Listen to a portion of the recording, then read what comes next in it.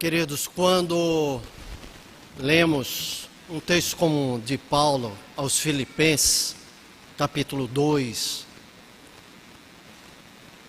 diante da mesa do Senhor, não tem como não sermos confrontados com a nossa própria posição diante da vida cristã. Não sei se estão me ouvindo bem. Estão me ouvindo bem? Acho que está faltando o retorno para mim. Parece que eu estou falando baixo. Tony, por favor, bota um pouquinho de retorno. O apóstolo Paulo, talvez dentre todos os apóstolos, foi o que mais se questionou, o que mais lutou no seu coração e no seu entendimento em relação à sua vida cristã, diante da nova realidade que ele tinha agora diante dos seus olhos.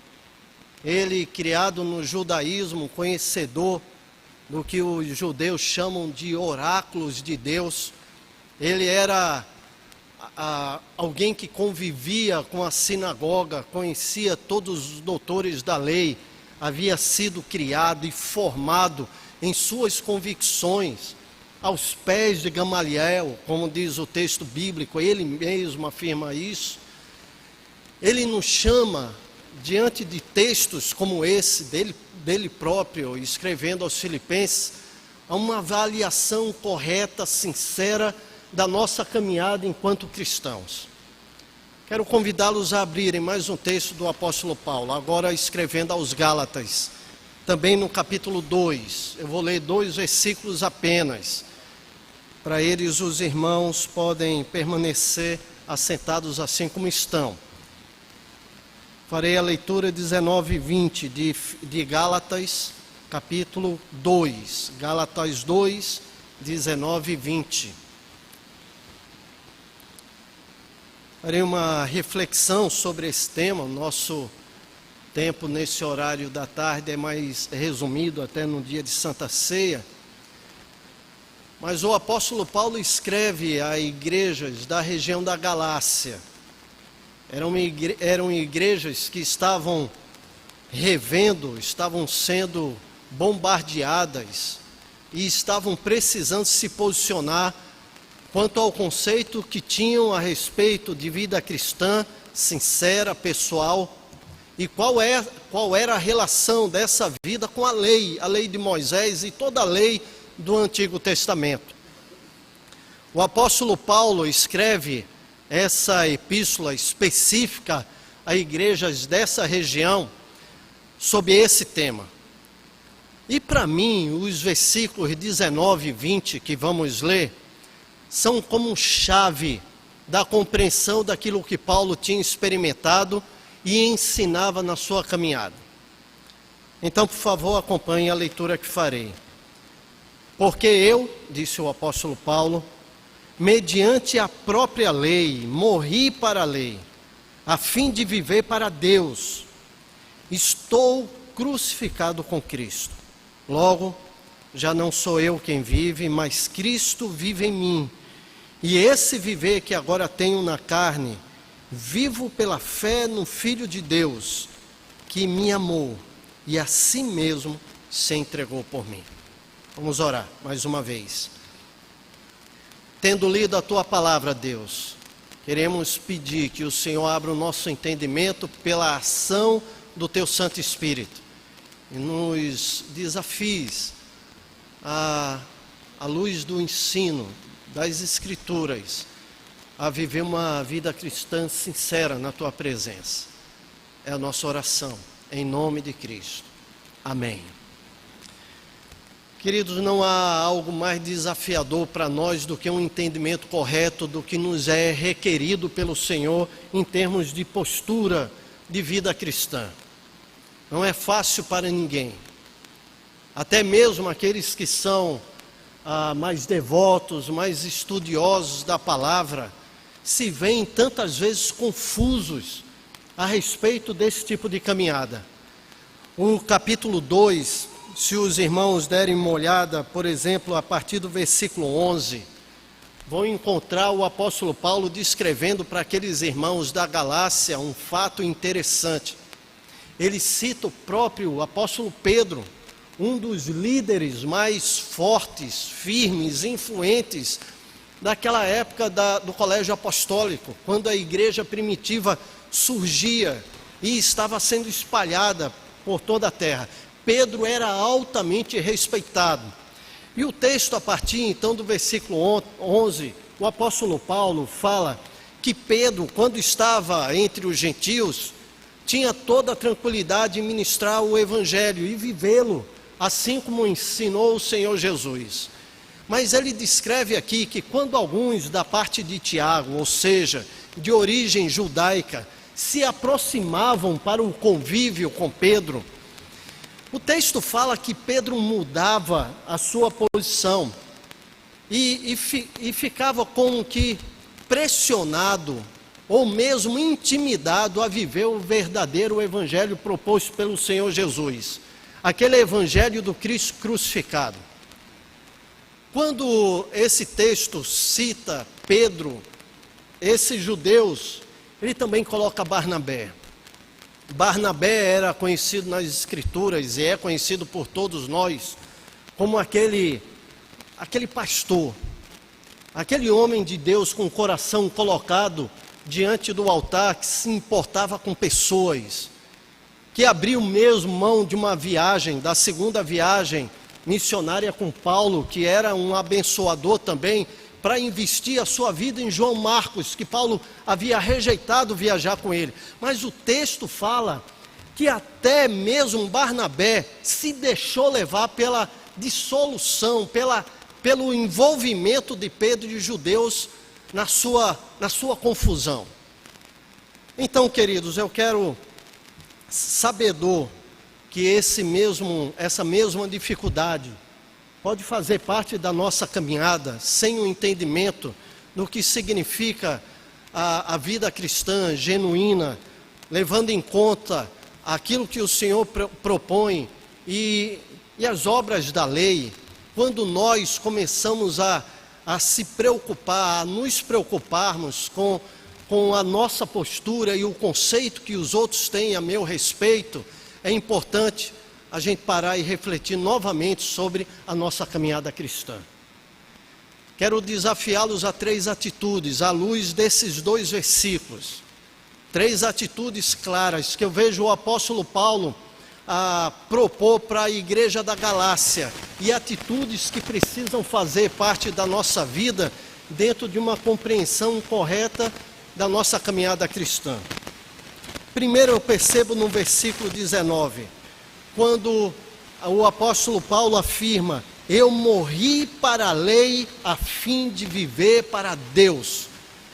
Eu estou pensando na luta do apóstolo Paulo descrita em tantos textos, e a conclusão que ele tem quando escreve aos Romanos. A carta aos Romanos é clara sobre esse embate interior do apóstolo Paulo com aquilo que era meramente litúrgico, aparente, aquilo que era meramente religiosidade, com aquilo que havia sido criado na cruz em relação à sua proposta de vida, ao seu novo entendimento sobre agradar a Deus e cumprir a sua palavra.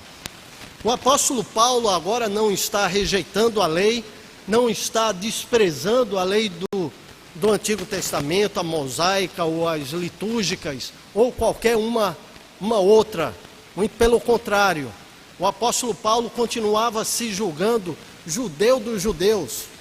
Ele era cumpridor da lei de Moisés, mas agora a sua relação com a lei não era mais de julgamento. Ele não era mais julgado pela graça, pela lei, mas agora ele estava se apropriando, e essa é a palavra.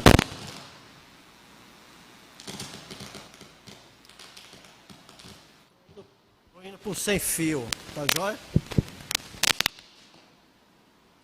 Essa é a atitude que eu gostaria de ver desafiado para nós, como desafio na nossa vida cristã. É a apropriação de um outro entendimento, de uma outra postura, em que não nos colocamos numa caminhada dependendo de olharmos no espelho e nos avaliarmos por propostas meramente exteriores.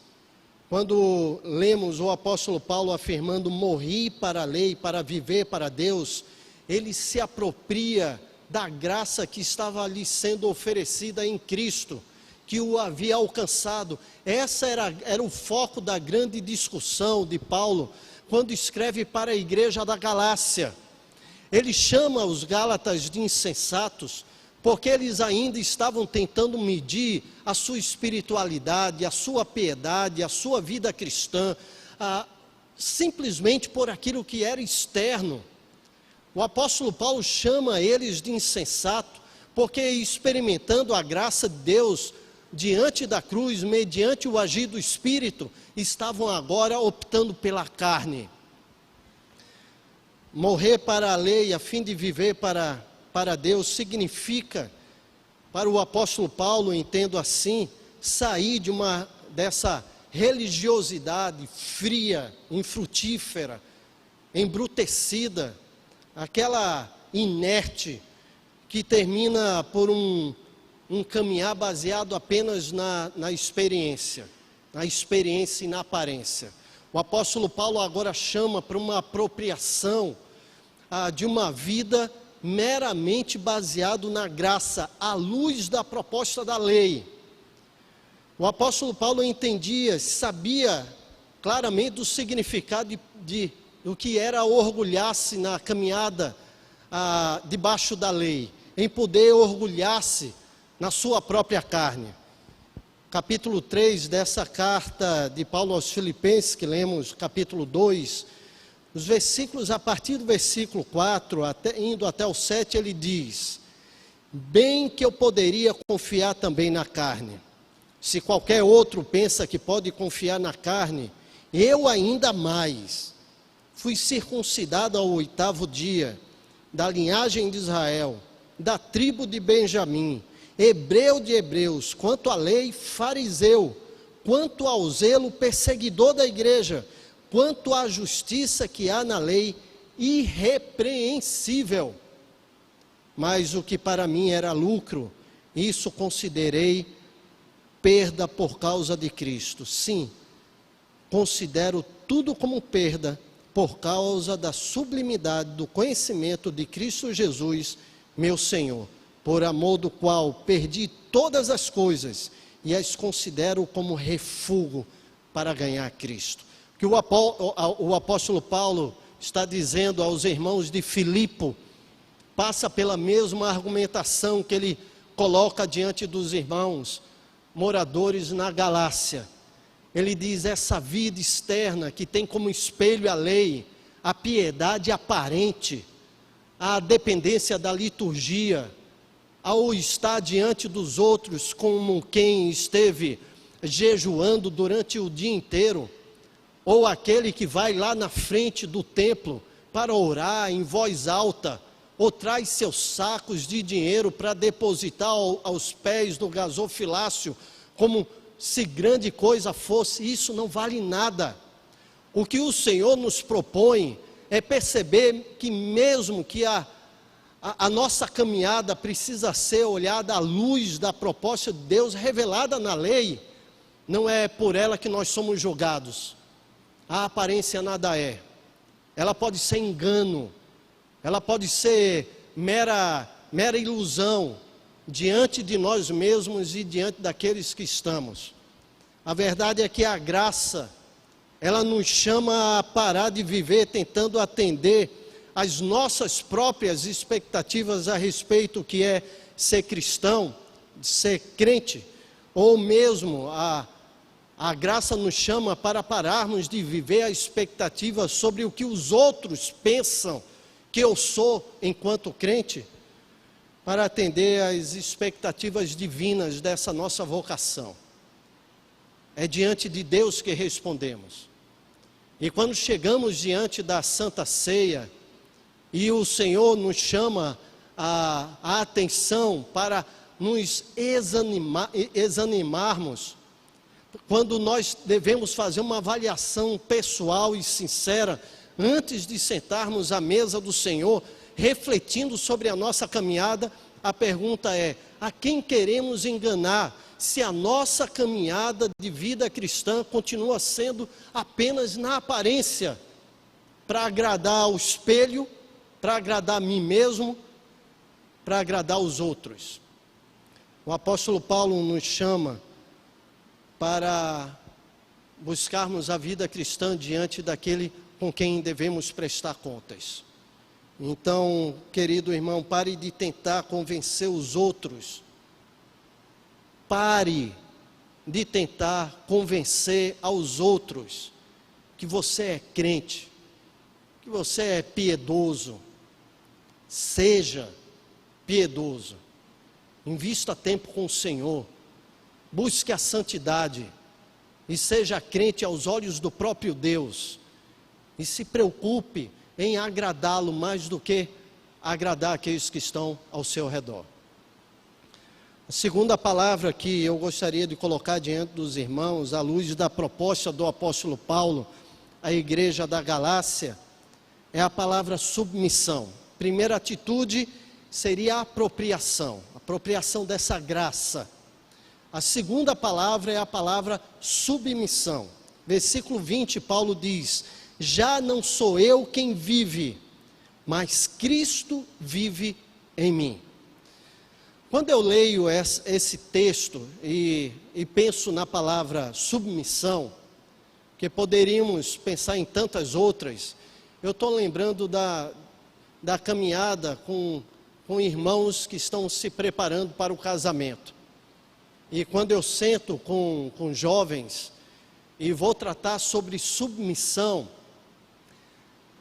a compreensão da submissão bíblica é plenamente aplicável a essa proposta de ser crucificado, de não viver mais para si mesmo, mas viver para o Senhor, ou deixar que Ele viva em si mesmo. Estou pensando em uma mulher que vem caminhando com seus sonhos, seus projetos e sua missão pessoal. E agora se propõe a entrar numa relação com uma outra pessoa, com o seu noivo, indo para a condição de esposa. E o apóstolo Paulo, quando escreve aos Efésios e a chama ao entendimento, que assim como a igreja está submissa a Cristo, ela também deve estar. O que o apóstolo Paulo está dizendo é que a esposa para de ter uma missão pessoal.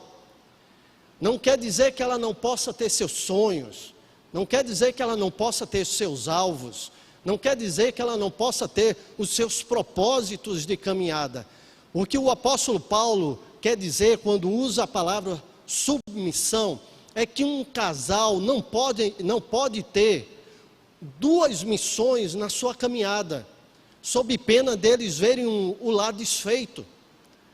A submissão bíblica significa que a esposa precisa atrelar a sua missão à missão do seu marido.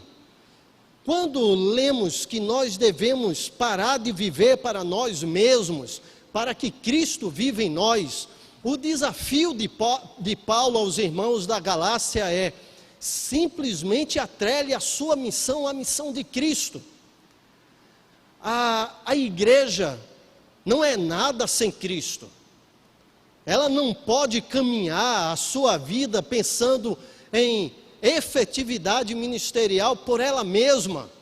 Não adianta projetos, não adianta estratégia, não adianta esforço, não adianta nada que venhamos botar numa agenda eclesiástica que, desassociada do próprio Cristo, venha surtir efeitos espirituais.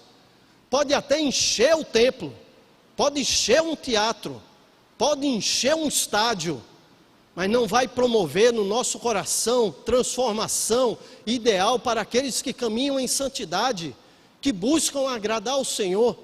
O que o apóstolo Paulo está dizendo quando escreve às esposas em Efésios é: a igreja não pode viver sem Cristo, assim como a esposa não pode se entender caminhando na sua vida matrimonial sozinha, e vice-versa. Os dois agora são cúmplices dessa caminhada, assim como Cristo e a igreja também é. Então, queridos, não podemos imaginar que a nossa vida pode ser desassociada da proposta de Cristo e inventarmos uma caminhada cristã própria, individual. A nossa vontade, os nossos planos, os nossos sonhos devem estar colocados diante do Senhor, para que tudo aquilo que o Senhor planejou para nós, isso seja executado. Última palavra. Quando eu leio o versículo 20, a expressão, a segunda parte do versículo 20, quando o apóstolo Paulo escreve dizendo: este viver que agora tenho na carne, vivo pela fé no Filho de Deus, a palavra que me vem à mente é redenção.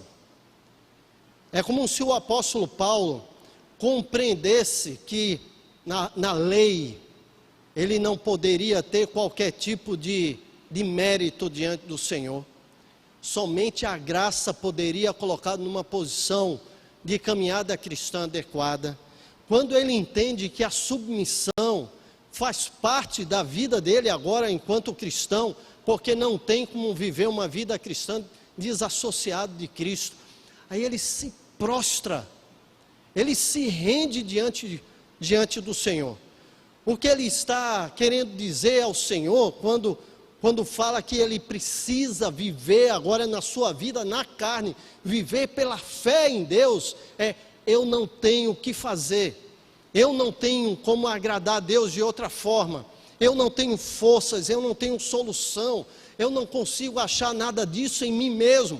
Queridos, não há solução em nós, não há como obter resposta para nossas questões pessoais de vida, no nosso próprio interior, na nossa própria força, não há. O apóstolo Paulo agora chama a igreja da Galácia para se render, para dizer: Senhor, estou aqui, dependo de Ti, o Senhor é quem pode me conduzir, não há como eu caminhar se não for dependendo, guiado e controlado pelo Senhor inteiramente.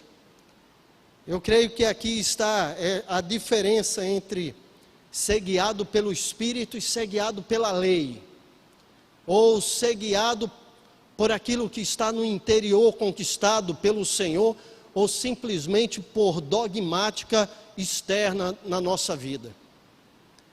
Um tem a ver com piedade, o outro tem a ver com religiosidade, e é essa luta que precisamos estar percebendo no nosso íntimo, diante de quem queremos nos apresentar. Se é diante da igreja, é religiosidade, se é diante de mim mesmo no espelho, é religiosidade. Mas quando eu me percebo desnudo diante do Senhor e o procuro agradar, isso é piedade. O apóstolo Paulo, quando escreve aos Romanos, ele está consciente dessa proposta de caminhada por fé.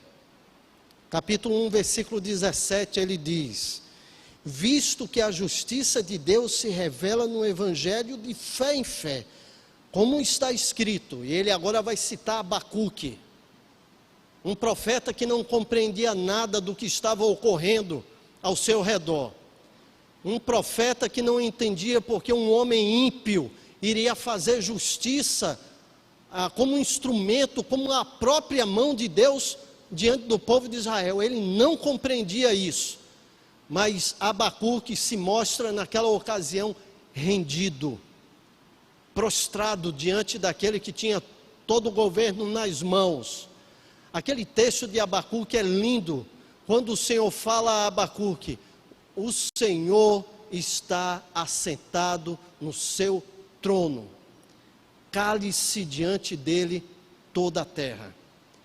O apóstolo Paulo diz, como está escrito: o justo viverá pela sua fé. A proposta paulina na nossa vida cristã é de compreensão que o que é aparente, o que está do lado de fora, tem pouco valor. Nos chama a atrelar a nossa vida cristã, a vida de Cristo, nos considerando crucificados para o mundo e vivendo para Ele, através de uma vida de fé por rendição. Sempre me vem a figura de Pedro depois daquela pesca. Pedro, no seu esforço, Lucas capítulo 5, passa a noite inteira tentando pescar o sustento da sua família. Noite inteira de insucesso. Eles sabiam onde tinha peixe, normalmente. Eles sabiam o que fazer. Toda estratégia para jogar a rede. Sabia toda a técnica de pescaria. Mas ele volta sem nada. Querido, não confie em você. Não confie nas suas possibilidades. Não ache que você pode caminhar apenas por aparência. Pode enganar alguns. Mas você não é aquilo que aparenta. Você é exatamente aquilo que você é. E Pedro então volta para a beira do mar, sem nada, e encontra com Jesus, que o manda jogar a rede novamente. E ele agora, entendendo que sua missão não era mais baseada na sua experiência, na sua capacidade, na sua técnica, ele vai sob a palavra do Senhor. O resultado todos conhecem, lembram, 2 barcos abarrotados de peixe. E ele volta com o coração convertido. Ele volta simplesmente entendendo que tipo de vida ele deveria ter e quem era aquele diante de quem ele estava. E a redição não poderia ser outra coisa. Eu ainda acerto meu português. Vou mudar a frase. Não tinha como ele não chegar diante do Senhor e se render. Melhor dizendo. Versículo 8 diz que ele chega diante do Senhor, se prostra e diz: Senhor, te ausenta de mim, porque sou homem pecador. Não tem como caminharmos, queridos, a nossa vida cristã de aparência. Vamos sentar à mesa do Senhor, diante daquele que se esvaziou, que se tornou como um servo e que, achado em figura humana, se entregou na morte por nós. O esvaziamento, a kenosis, como o pastor Sávio falou, é um desafio para nós. Somos convidados a abrir mão da nossa tentativa de aparência cristã para uma rendição sincera, pessoal, diante daquele que entregou tudo e se entregou em nosso lugar. Vamos orar? Pai bendito, não nos aches como aqueles irmãos lá da Galácia,